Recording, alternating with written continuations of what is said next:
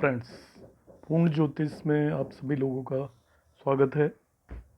ज्योतिष एक समाधान सीरीज़ में हम आगे बढ़ेंगे और आज एक मैं नई सीरीज शुरू करने वाला हूँ और वो है रिलेटेड टू प्रश्न ज्योतिष।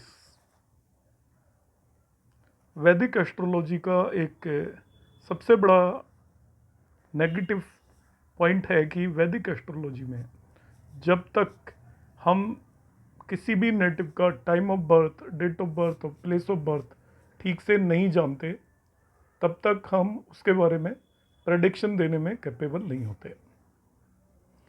अब क्या करें, बहुत सारे लोगों का टाइम ऑफ बर्थ एक्यूरेट नहीं होता, बहुत सारे लोगों को डेट ऑफ बर्थ ही पता नहीं होता और बहुत सारे लोगों को ईयर ऑफ बर्थ भी पता नहीं होता। तो ऐसे लोग जब एक ज्योतिष के पास जाएंगे, ज्योतिषी के पास, तो क्या वो एस्ट्रोलॉजर उन्हें ये कह के वापस भेज देगा कि मुझे आपका टाइम ऑफ बर्थ के बगैर देखना नहीं आता?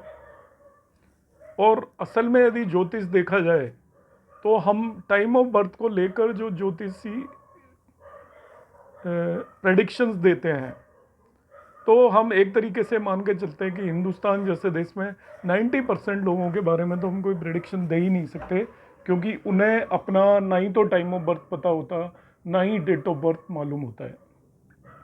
तो ऐसे केस में हम क्या करें? तो यहाँ पर काम आती है प्रश्न ज्योतिष। एक दूसरा बहुत ही इंपॉर्टेंट पॉइंट मैं बताना चाहूँगा।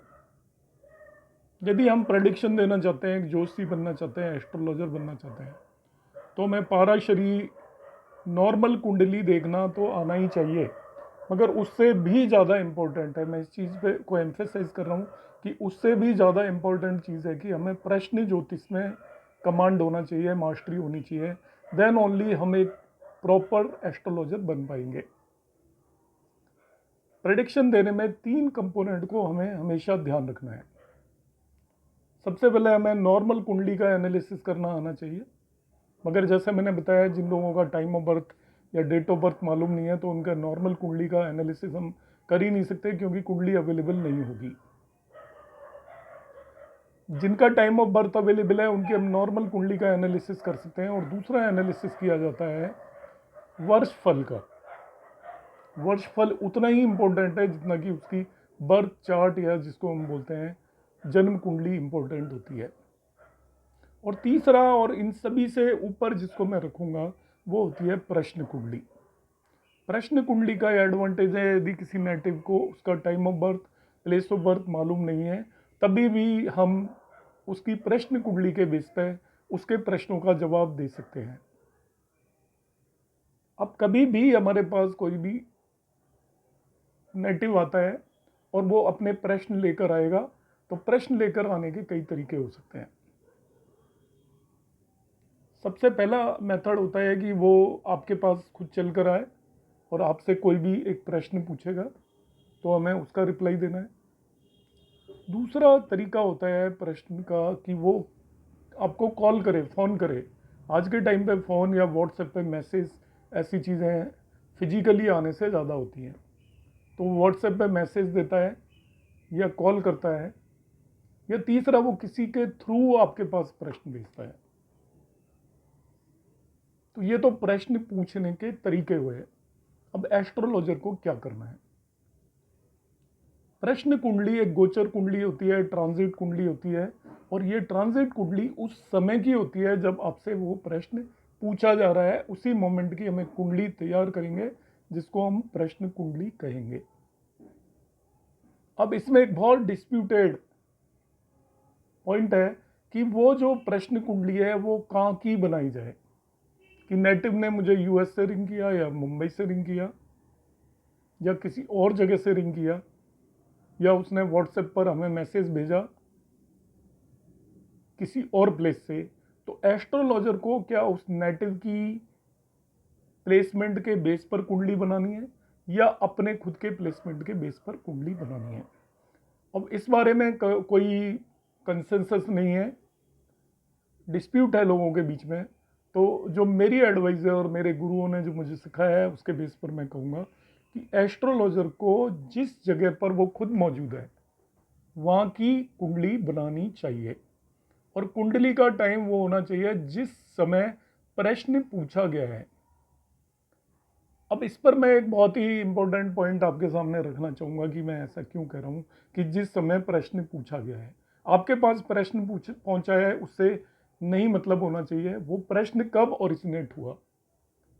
क्योंकि प्रश्न कुंडली ज्योतिष एक्चुअली चंद्रमा पर बेस्ड है।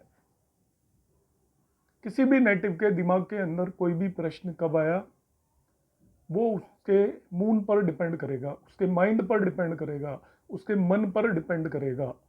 तो मून ही हमारे मन के अंदर प्रश्न क्रिएट करता है, उथल पुथल क्रिएट करता है।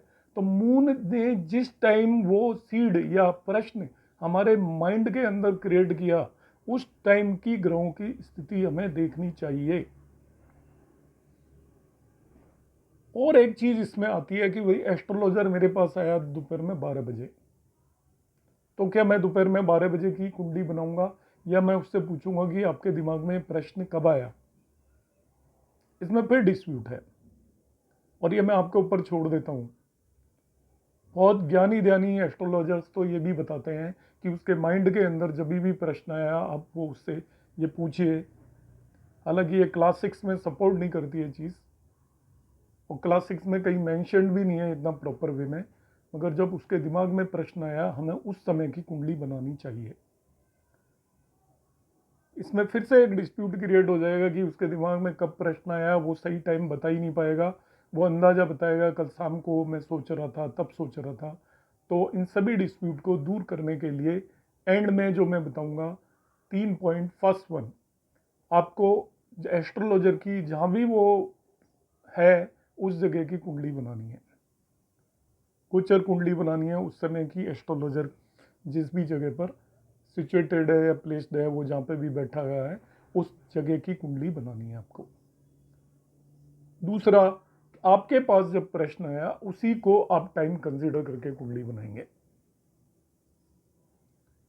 तीसरी बात कि यदि आपको किसी भी वैसे मीडिया, सोशल मीडिया के थ्रू, व्हाट्सएप वगैरह के थ्रू जब भी मैसेज आया, तो जब आपने देखा है उस समय की कुंडली आपको बनानी है।